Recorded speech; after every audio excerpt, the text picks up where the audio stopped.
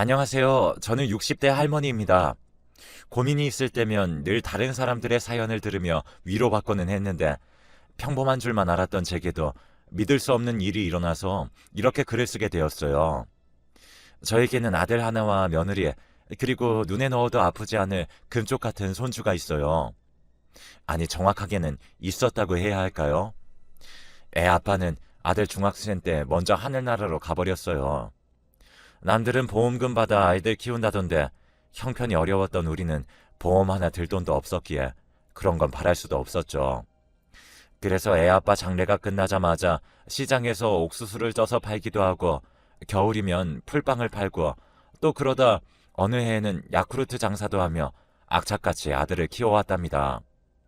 너무 고맙게도 아들은 엇나가지 않았고 반듯하게 성장하여 지금은 세무사로 일하고 있어요. 그런 아들이 결혼할 여자라며 미용사인 며느리를 데려왔을 때 사실 서운하기도 했었죠. 조금 더 좋은 직업, 좋은 집안의 여자일 수는 없었을까 하고 말입니다. 그래도 아들이 사랑하는 여자라니 허락했습니다. 그리고 정말 친딸처럼 품어줬죠. 며느리는 딸이 될 수 없다지만 딸처럼 예뻐할 수는 있을 거야. 내가 많이 노력하마. 감사합니다, 어머니. 저도 많이 노력할게요. 며느라이는 미용사로 오래 일해서 그런지 성격도 싹싹하고 둥글둥글해서 살면 살수록 참 예쁜 아이다 싶었어요. 이런 아이를 부족하다고 생각했다니 그게 참 미안할 정도로 말입니다. 첫 2년 정도는 그렇게 내내 즐겁고 행복한 날들의 연속이었습니다. 아들 내외와는 같은 동네에서 가깝게 지냈는데 부르지 않아도 며느리와 아들은 한 번씩 밥을 먹고 가기도 하고 어떤 때는 하룻밤 자고 가고 싶다며 자고 가기도 했습니다. 어머니, 우리 목욕탕 가요. 어, 갑자기 웬 목욕탕? 저 원래 결혼하면 시어머니랑 목욕탕 가는 게 꿈이었거든요. 제가 등도 빡빡 밀어드릴게요. 아이고, 우리 귀한 며느리. 밖에서도 손 많이 쓸 텐데 내 등까지 밀면 손 아파서 어쩌누. 걱정 마세요. 어머니 등 밀어드리려고 연습 많이 했어요. 그래서 남편 등이 좀 까지긴 했지만요. 가끔씩 불쑥 찾아와 목욕탕 가자, 영화 보러 가자 하는 며느리가 참 그렇게 예뻤답니다. 그리고 그런 아이가 아이를 가졌다고 할 때는 정말로 내 딸이 아이를 가진 것처럼 무엇이든 해주고 싶었죠. 아가, 먹고 싶은 거 있으면 뭐든 언제든 말해라.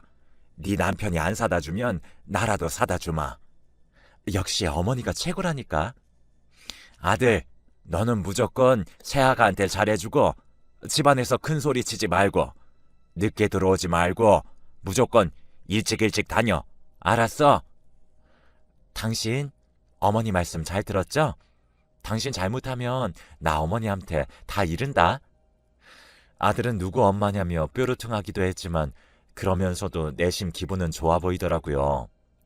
고부 사이가 좋으면 아들이 행복하다는데 그 말이 정말이었죠. 그렇게 10달이 지나 금쪽 같은 첫째 손주가 태어났고 제 아들 어린 시절을 쏙 빼닮은 그 작은 아이 얼굴을 보자마자 주책맞게도 눈물이 흘러나왔어요. 그런 저를 보며 며느라이도 울더군요. 그렇게 우리는 부둥켜 안고 한참을 울었습니다. 첫째 손주가 태어난 뒤에 며느리와 저의 사이는 더욱 가까워졌어요. 남의 손에 아이 맡기는 게 불안했던 저는 육아를 자처했고 며느리가 미용실로 출근할 때면 손주를 도맡았습니다. 늙어서 어린아이를 다시 안고 업고 달래가며 키우려니 힘은 들었지만 마음만은 뿌듯했죠. 그렇게 시간은 빠르게 흘러갔고 어느덧 첫 손주의 돌잔치 날이 되었답니다. 애들 손님 계시는데 괜히 늙은 할머니가 있으면 불편할까봐 한쪽 구석에 조용히 앉아 있었는데 며느리가 중대 발표라며 한마디를 하더군요. 여러분, 저희 둘째 가졌어요. 둘째 돌잔치 때도 꼭 와주실 거죠? 사람들은 깜짝 놀랐고 저 역시 많이 놀랐습니다. 이제 첫째 돌잔치를 하고 있는데 둘째를 임신했다니. 무엇보다 며느라이의 몸이 상하지 않을까 그게 걱정이었어요. 출산 후 몸조리도 오래 못하고 바로 미용실로 나가 일하는 모습을 보며 내내 마음에 걸렸었는데 이번에는 몸조리라도 확실히 시켜야겠다 마음먹었죠. 며느리의 배가 점점 불러오는 걸 보며 이대로는 안 되겠다 싶어 아이들을 집으로 불렀어요. 예, 아가, 혹시 네가 미용실 그만두면 생활이 많이 힘드니? 네, 아무래도 맞벌이 하다가 홀벌이 하면 좀 그러니까요. 집 대출금도 남아있고 애도 이제 둘인데 돈도 많이 모아야죠. 방긋 웃는 며느리를 보며 더 안쓰러웠어요. 그래서 잠시 고민하다가 중대한 결정을 내렸죠. 그 대출금 내가 갚아주마. 배불러서까지 힘들게 일하지 말고 미용실 그만두거라. 애 낳고 나중에 좀 크고 나서 일하고 싶으면 그때 다시 일해도 되지 않니? 어머니가 무슨 돈이 있으시다고? 이 집 정리하지 뭐. 어차피 나 혼자 살기에는 너무 큰 집이긴 했어. 요 옆 동네에 작은 평수 월세 하나 나왔던데 그리로 옮기면 된다. 며느리는 눈물이 그렁그렁해져서는 제게 안기더군요. 연신 감사하다는 며느리의 머리를 쓰다듬으며 왜 진작 이렇게 해주지 못했을까 싶었죠. 나라에서 나오는 연금으로 월세를 내고 생활까지 하기는 조금 벅찼지만 그래도 저는 괜찮았어요. 아이들만 행복하다면 더한 것도 할 수 있는 것이 부모의 마음이니까요. 저는 그렇게 아파트 옆동으로 이사를 했고 아이들 집을 오가며 손주를 봐주고 며느리의 몸보신을 해주며 둘째 손주의 출산을 기다리고 있었습니다. 그리고 몇 달 뒤에 대망의 그날이 되었죠. 진통요 며느리는 아들과 함께 병원으로 향했고 저는 첫째 손주와 함께 집에 남았습니다. 1분이 1시간처럼 느껴진다는 게 무슨 느낌인지 그때 알겠더군요. 몇 시간이나 지나서야 아들에게서 연락이 왔습니다. 엄마, 둘째 나왔어요. 둘째는 딸이에요. 그래. 고생했다. 고생했어. 새아가한테 고생했다고 꼭 전해주고 알았지? 네, 엄마. 아들을 닮은 아들에 이어 이번엔 딸이라니 얼마나 예쁠까. 우리 며느리 닮았으면 미스 코리아에 나가도 되겠네 하며 콧노래가 절로 나오더라고요. 그리고 며칠 뒤 병원으로 갔습니다. 그렇게 신생아실로 향해 우리 손녀를 보러 가니 간호사가 손녀를 안고 나오더군요. 공주님입니다. 축하드려요. 아이고 예뻐라. 우리 손녀 어쩜 이렇게 코도 오똑하니 이렇게 예쁠 수가 있다니. 너무나 예쁜 여자아이였고 이 아이를 낳아준 며느리에게도 너무나 고마웠습니다. 그래서 저는 산후조리원도 제 사비로 끊어주고 매일같이 죽이며 몸에 좋다는 것들은 전부 다 구해서 갖다 바쳤고 첫째 손주도 제가 손주 돌보며 뭐 하나 부족함 없이 몸조리 할 수 있도록 신경을 썼어요. 그리고 제 아들에게도 며느리 신경 쓸 일 만들지 말고 이럴 때일수록 가정에 충실하고 가장의 모습을 보이라고 몇 번이나 일러주었죠. 그리고 아들에게 웃으면서 이런 얘기도 한 적이 있었어요. 아들, 근데 언제 첫째 낳고 둘째까지 가질 생각을 했대? 그거 보통 쉬운 일이 아닐 텐데. 요즘은 임신이 안 돼서 인공수정이니 뭐니 산부인과 들락날락 거리는 사람들이 많다던데 우리 아들은 능력도 좋아? 아, 엄마, 부끄럽게 시리. 사실은 나도 언제 임신이 됐는지 모르겠어. 아무리 생각해도 기억이 안 나. 혹시 내가 술 먹고 그랬나 싶기도 하고. 하지만 그게 뭐가 그렇게 중요하겠어. 우리에게 소중한 생명이 왔다는 게 중요한 거지. 그래서 앞으로는 더 열심히 살 거야. 엄마 말대로 가정에 충실하며 든든한 가장이 돼야지. 지켜봐, 엄마. 아들은 그렇게 말하며 본인도 언제 둘째가 생긴지 모르지만 새 생명이 와준 것은 축복이라고 했습니다. 저도 그때는 그런 아들의 모습을 보며 어미로서 너무 대견스러웠고 앞으로 우리 아들의 가정에 행복과 축복만이 있을 줄만 알았습니다. 하지만 얼마 후 둘째 정체가 밝혀진 순간부터 비극이 오고야 말았죠. 며느리와 손녀가 태어난 뒤 더 성심성의껏 보살폈어요. 첫째 때 못해준 산후조리도 더 열심히 해줬고 둘째 손녀도 자꾸 볼수록 예뻤고요. 한 번이라도 더 안아주게 되더라고요. 그런 저를 보며 며느리는 친엄마도 이렇게는 못해줄 거라며 눈물을 흘리곤 했어요. 시엄마라 불편하면 어쩌나 걱정했는데 편하게 생각해주니 참 다행이다 싶었답니다. 그런데 시간이 갈수록 조금 이상한 모습들이 제 눈에 띄기 시작했어요. 며느리가 자꾸 둘째만 유독 챙기는 것 같은 거예요. 첫째 손주는 기저귀가 묵직해져서 돌아다니는데 눈길도 주지 않고, 둘째는 기저귀 때문에 발진 생길까, 혹시 뭐 불편하진 않을까, 정말 시도 때도 없이 기저귀를 열어보고 분유도 최고급으로만 먹여가며 키우더군요.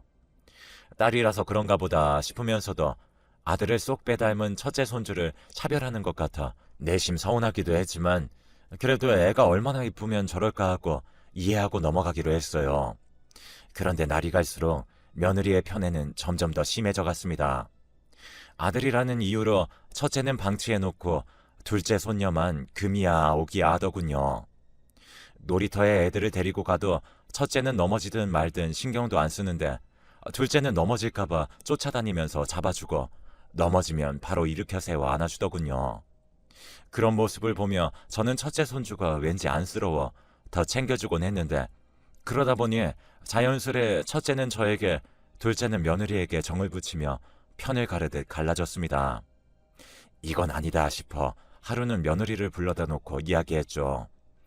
얘, 딸이라 더 예쁜 건 알겠는데 둘째만 너무 편애하는 거 아니니? 네? 어머니, 무슨 말씀이세요? 아니, 내가 지금까지 쭉 지켜봤는데 아무리 딸이라도 그렇지 좀 과한 것 같아서 말이다. 그렇게 키우면 애 버릇만 나빠져. 그리고 첫째 입장에선 얼마나 서운하겠니? 첫째도 네 자식인데 신경 좀 쓰도록 해. 아니, 어머니, 아들이랑 딸이 같나요? 요즘 세상이 험해서 그래요. 아들이야 아무렇게 풀어놔도 잘 크지만 딸은 아니잖아요. 어머님이 딸을 안 키워보셔서 아마 그러실 거예요. 딸은 정말 내 분신 같고 더 끈끈하게 느껴지는 그런 게 있어요. 며느리 말에 더 이상 뭐라 답할 수가 없었어요. 딸을 안 키워봐서 모른다니 할 말이 없더군요. 우리 며느리가 이렇게 당돌한 아이였나 싶기도 하고 좀 서운하고 놀랐지만 그러려니 할 수밖에 없었어요. 며느리 말대로 제가 딸을 안 키워봐서 정말 모르는 걸 수도 있으니까 말이죠. 그런데 한 1년쯤 지나 사건이 터지고 말았어요. 애들 둘이 놀다가 유리병이 깨진 모양이었어요. 둘 다 유리병을 밟고 다친 상황이었는데 너무 놀라 어떻게 해야 하나 어버버 하는 제 옆에서 며느리는 둘째만 안아들고 병원으로 냅다 달리더군요. 저는 엉엉 울고 있는 처제를 안고 119를 타고 병원으로 향했죠. 병원에서는 다행히 둘째는 흉터가 남지 않을 거라고 안심하라는데 며느리는 계속 눈물만 흘리더라고요. 정작 첫째는 유리가 너무 깊이 박혀 마취를 하고 꺼내야 하는 상황이었는데도 말이에요. 며느리는 그런 첫째가 보이지도 않는 것 같았어요. 그런 첫째를 제가 안고 며느리를 보며 분명 뭔가가 있다는 생각이 들었습니다. 그리고 시간이 갈수록 둘째 손녀는 우리 아들과 닮은 구석이 하나도 없었습니다. 그래서 제 의구심은 점점 커져만 가는 상황이었어요. 그래서 저는 도저히 안 되겠다 싶어 아들을 따로 불러 얘기를 하게 되었죠. 아들, 이 엄마 말 잘 들어? 이 엄마는 아무리 생각해도 이상하다. 며느리가 첫째보다 유독 둘째만 더 챙기는 것도 이상하고 하루하루 지날수록 너를 둘째가 닮은 구석이 하나도 없어. 그러니 우리 요즘 그거 있지 않냐? 유전자 검사. 우리도 그거 한번 받아보자. 엄마, 아무리 그래도 그건 좀 괜히 죄 짓는 기분 같잖아. 그리고 엄마가 둘째 더 챙기는 게 뭐가 문제야. 첫째보다 한 살이라도 어리니 더 아껴주고 사랑을 주는 거지. 그러니 그런 의심하지 마. 야, 이거사, 아직도 정신 못 차렸어? 이 애미가 언제 입 바른 소리 한 적 있었니? 정신 차려, 이거사. 나도 너처럼 제발 아니길 바래. 하지만 만약을 대비해서 검사해보자 이거지. 그러니 엄마가 다 알아보고 진행할 거니까 네 머리카락이랑 칫솔 같은 거 이 엄마한테 넘겨. 나도 둘째 거 더 준비해서 같이 유전자 검사 기관에 의뢰할 거니까 그렇게 해. 저는 아들을 겨우 설득을 시켜 검사를 진행하기로 했습니다. 드라마처럼 하루 이틀 만에 겸사 결과가 뚝딱 나오는 건 아니더라고요. 그 시간 동안 저는 하루하루 피가 마르는 시간들을 보냈죠. 그리고 둘째만 유독 챙기는 며느리를 볼 때마다 당장이라도 그 아이가 내 아들의 아이가 맞냐고 소리쳐 묻고 싶었지만 정말 피를 토하는 심정으로 참았어요. 그리고 어느 날 드디어 검사 결과가 도착했죠. 떨리는 마음으로 결과지를 열어본 저는 그 자리에 주저앉을 수밖에 없었습니다. 첫째 손주는 아들과 부자관계일 가능성이 99.9% 이상으로 친자관계 성립. 둘째 손주는 아들과 부녀관계 가능성에 불일치로 쓰여 있었어요. 정말 그 순간 제 눈을 의심했죠. 하지만 눈을 뜨고 다시 봐도 결과는 마찬가지였습니다. 결국 며느리가 바람을 피워 낳은 아이라는 이야기였어요. 당장이라도 애들 집을 찾아가 며느리 머리끄댕이라도 잡고 싶었지만 참았어요. 내 아들을 속인 죄, 나를 속인 죄, 그리고 우리 금쪽 같은 큰 손주를 차별한 죄까지 제대로 응징하고 싶었거든요. 어떻게 해야 가장 속 시원하게, 가장 잔인하게 응징할 수 있을까를 잠도 자지 못하고 몇 날 며칠 밤을 새며 고민했어요. 그리고 드디어 그 방법을 떠올렸고 실행에 옮기기 시작했습니다. 저는 우선 며느리에게 손녀와 함께 친정이라도 다녀오는 게 어떻겠냐고 권했습니다. 날씨도 점점 추워지는데 따뜻한데 친정 가서 좀 쉬고 오너라. 애 낳고 한 번도 안 가봤지? 가서 사부인께 안부도 전해드리고 한 며칠 쉬었다가 올라와. 네 남편하고 첫째는 내가 신경 써줄 테니까. 그리고 이거 100만 원이다. 가서 부모님 맛있는 거 사드리고 바람도 좀 쐬고 와. 100만 원이 들어있는 봉투를 받은 며느리는 입이 귀에 걸려 신났습니다. 그리고 감사하다며 역시 어머님밖에 없다고 엄지손가락을 치켜 올리는 그 아이의 모습을 보니 그 가증스러움에 뺨이라도 날리고 싶었지만 꾹 참았습니다. 그리고 드디어 며느리가 둘째를 데리고 친정으로 떠나는 날, 저는 아들을 불러 모든 사실을 밝혔습니다. 아들아, 네 딸이 아니란다. 아주 고약한 년이었어. 우리 모두를 속인 거라고. 엄마, 진짜야? 아니지? 뭐가 잘못된 거지? 이것이 아직도 정신을 못 차렸어? 여기 봐. 이놈아, 네 딸이 아니라는 증거가 있잖아. 믿을 수 없어. 어떻게 가정 있는 여자가 어떻게...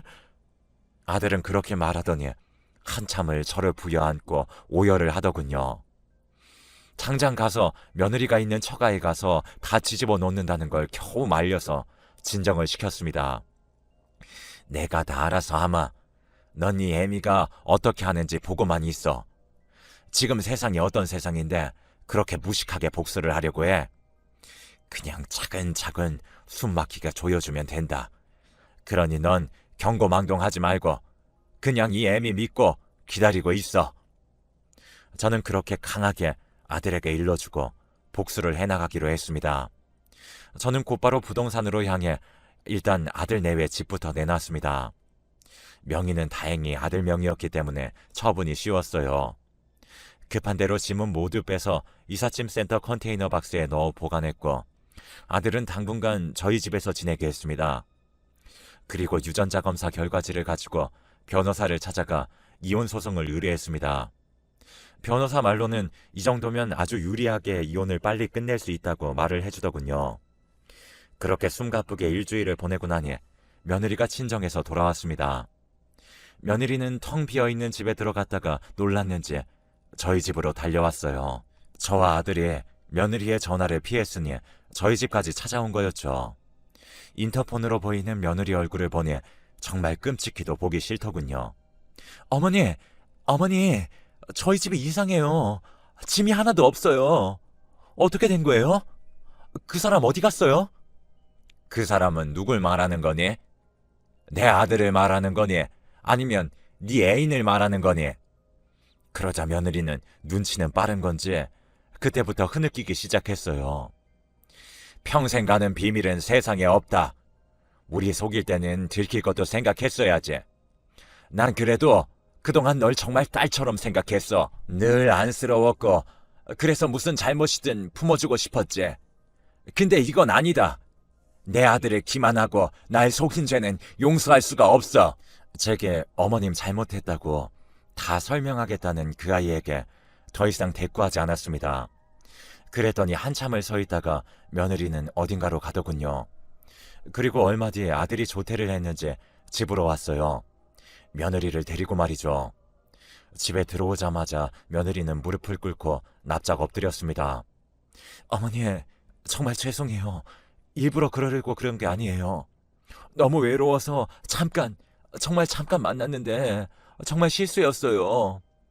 이 아이 싫다고 하시면 고아원에 데려다 줘도 상관없어요. 정말이에요. 제발 한 번만 용서해 주세요. 아들은 그게 말이 되냐고 큰소리쳤고 저는 그런 아들을 말리고 한마디 했어요. 정말 참을 수가 없더군요. 아내로서 자격만 없는 줄 알았더니 엄마로서의 자격도 미달이구나. 그래도 네 배 아파서 낳은 자식을 어쩜 그렇게 쉽게 버린다는 소리를 하니? 너한테 정말 실망이다. 내가 너를 받아주는 일은 결코 없을 거고 우리 핏줄이 아니니 당연히 양육비도 없을 거다. 첫째를 우리가 키울 거니 오히려 네가 양육비를 지급해야겠지. 아마 소장은 네 친정으로 갔을 게다. 오늘 내일쯤이면 도착할 거라고 하던데. 며느리는 눈이 동그래져서는 안색이 창백해지더군요. 자기 아버지를 굉장히 무서워하는 아이였거든요. 아마 친정에서 모든 사실을 알게 된다면 친정에서도 외면당할 게 뻔했죠. 그리고 들어보니 둘째는 미용실 손님으로 남자와 딱 2번 데이트를 했다고 해요. 근데 딱 2번 만나고 헤어졌다고 했습니다. 그런데 그 2번 만나고 임신이 이렇게 쉽게 될지도 몰랐다고 했어요. 그리고 그때도 아들하고 관계를 가졌었는데 본인은 솔직히 누구 아인지 몰랐다고 하더군요. 하지만 낳고 보니 우리 아들 아이가 아니라는 걸 알 수 있었고 그때부터 둘째가 너무 불쌍해서 첫째보다 유독 더 챙겼다고 하더군요. 하지만 저 아들은 절대 용서할 수 없었습니다. 우리 앞에 눈물을 보이며 한 번만 용서해달라는 며느리를 우리는 매몰차게 쫓아내버렸어요. 한 번 가정을 깨트린 여자는 언제라도 2번, 3번 깨트릴 수 있다는 생각을 저는 했고 지금 흐르는 눈물이 잠시 이 상황을 벗어나려는 악어의 눈물로밖에 보이지 않았거든요. 결국 그렇게 4개월 정도가 지나고 아들과 며느리는 깨끗이 이혼을 마무리 지을 수 있었습니다. 당연히 첫째 손주는 저희가 키우게 되었고 재산 분할도 거의 대부분 우리에게로 가지고 올 수 있었습니다. 당연한 결과였죠. 그리고 따로 위자료 지급하라는 판결도 받을 수 있었고요. 며느리와 바람을 핀 그 상간남에게도 위자료를 청구하고 싶었지만 며느리가 끝까지 입을 다무는 바람에 그 남자에게는 소송을 못한 게 아쉬움이 있었어요. 그래도 그 쓰레기 같은 며느리를 더 이상 내 며느리라고 불러도 되지 않아 얼마나 후련했는지 모릅니다. 그 일이 있은 후 저는 아들과 첫째 손주를 데리고 셋이 함께 살고 있어요. 세무사라는 탄탄한 직업이 있어서 그런지 아들에게는 꾸준히 선자위가 들어오는데 아들은 한사코 거부하고 있습니다. 아마 아직은 충격에서 헤어나오지 못했기 때문이겠죠. 그래도 열심히 살려고 나름 노력하는 모습을 보며 저도 마음 한 구석이 참 짠하더군요. 제 아들이 다시 행복해질 수 있는 날이 오겠죠. 제가 잘한 게 맞겠죠. 그리고 1년이 지난 지금 얼마나 건너 며느리의 소식도 듣게 되었어요. 오랜만에 만난 친구가 아들 결혼식 때 봤던 며느리 얼굴을 기억하고는 소식을 전해주더군요. 아유, 이게 얼마만이야? 잘 지냈어? 아들도 잘 지내고? 우리야 잘 지내지. 자기도 잘 지냈지? 아휴, 우리야 뭐 맨날 똑같지. 아니 근데 자기네 며느리 말이야. 왜 우리 동네에 있어? 걔가 어디 있다고? 아니, 우리 동네 다방에 있던데 이혼했다는 소문이 사실이야? 아, 뭐 그렇게 됐어. 아휴, 잘했어. 결혼식 때 몰랐는데 이제 보니까 아주 사람 못 쓰겠더라. 맨날 사채업자들 찾아와서 일수 받아가고 못 받는 날이면 다방을 뒤집어 엎어놔서 사장이 아주 골칫거리라고 하던데. 그래? 뭐 그렇게 사는 줄은 몰랐네. 월세방 얻을 돈도 없어서 다방에서 먹고 자고 한다더라. 글쎄 처음엔 웬 조그만한 애 하나를 데리고 와서 일하더니 좀 지나니까 안 보이더라고. 소문으로는 그 조그마한 애를 고아원에 갖다 버렸다던데. 아니 무슨 애미가 지 자식을 버려? 금수만도 못한 여자 같으니라고. 결국 그렇게 되었나 보더라고요. 들어보니 이혼한 후 남자 하나를 잘못 만났다가 빚을 왕창 져서 도망자 신세로 지내다가 다방으로 들어갔다고 했습니다. 그래서 결국 다방에서 일하게 됐는데 일하면서 아이 키우기가 버거웠는지 결국 그 아이도 고아원에 버렸다고 했습니다. 자기 자식도 못 지키는 한심한 엄마가 되었던 거죠. 아휴, 그 아이가 무슨 죄가 있을까요?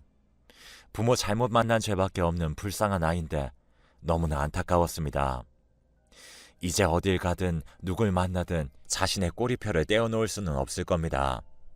자식을 버린 어미라는 꼬리표, 바람 피워 애 낳았다가 이혼당했다는 꼬리표, 아무리 숨긴다고 해도 숨겨지지 않겠죠. 손바닥으로 하늘을 가릴 수는 없는 노릇이니 말이에요. 정의는 죽었다고 말하는 사람들에게 정말 말해주고 싶어요. 우리가 살아가는 이 세상 아직 정의가 살아있다고요. 권선징악이 살아있는 세상이라고 말입니다. 자업자득이라는 말 다들 아시죠? 자신이 저지른 일에 과오가 자기 자신에게 돌아가는 것을 뜻하는 사자성어인데요. 며느리였던 그 아이는 과연 자신의 불행이 자업자득이라는 걸 깨닫고 있을지 문득 궁금해집니다. 남편에게도 친부모에게도 내연남에게도 모두 버림받은 그 아이의 삶은 앞으로 가시밭길의 연속일 거예요. 지금까지 긴 이야기를 들어주셔서 감사합니다. 이 자리를 빌려 아들에게 한마디만 전하고 싶어요. 아들아, 괜찮다. 다 괜찮아. 넌 모든 걸 잘 해냈고 앞으로도 잘 해낼 거니까 기운 내라. 지금은 잠시 바람에 흔들리는 것뿐이야. 바람이 멈추고 나면 너는 다시 예쁜 꽃을 피우며 행복하게 살아갈 수 있어. 이 엄마가 늘 네 뒤에서 응원